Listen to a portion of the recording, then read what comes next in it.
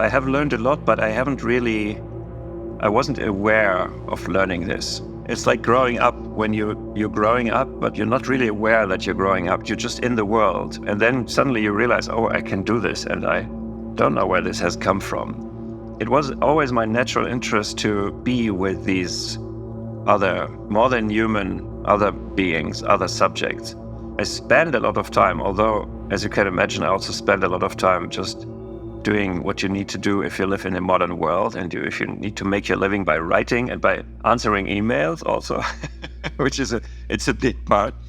So I'm not always doing this, but I mean, right in this moment, I even do it because I'm sitting in this bay window, this double bay window of my apartment, and outside in the dark, I can glean the bodies of the trees still barren in winter.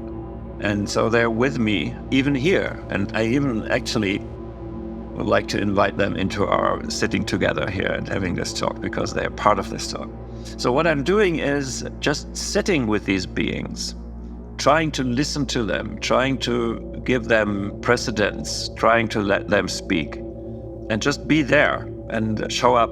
I mean, I talk to them, I introduce myself, I ask for being allowed into the presence. So I try to be polite. I admit that it doesn't always work because I'm not trained in this like indigenous peoples are. I don't know the right manners. I'm not doing a lot of things. I'm just trying to sit with these others and to somehow do nothing against the interest of being alive. I'd put it like this.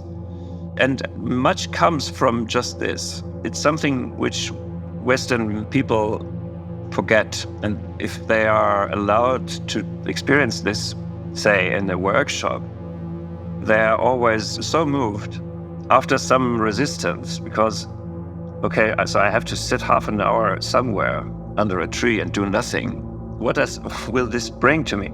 Sometimes it's somehow startling, but then if you do it, life comes to you and it will be given to you through these other beings. It will really be given to you. So it always works. If I don't want anything, it's very interesting. So you really need to put your ego onto the second place and say the others first, and then be still. That's what I'm doing when I can. I'm also practically doing so. I'm in this part of this huge city where I can go into the forest. In 5 minutes, I'm among the trees. You see, it's a little bit like meditation, which you start and then it's strange and you sit there and you don't know really why I'm sitting there. And if you're patient, then at some point there comes something to you, which isn't actually you doing.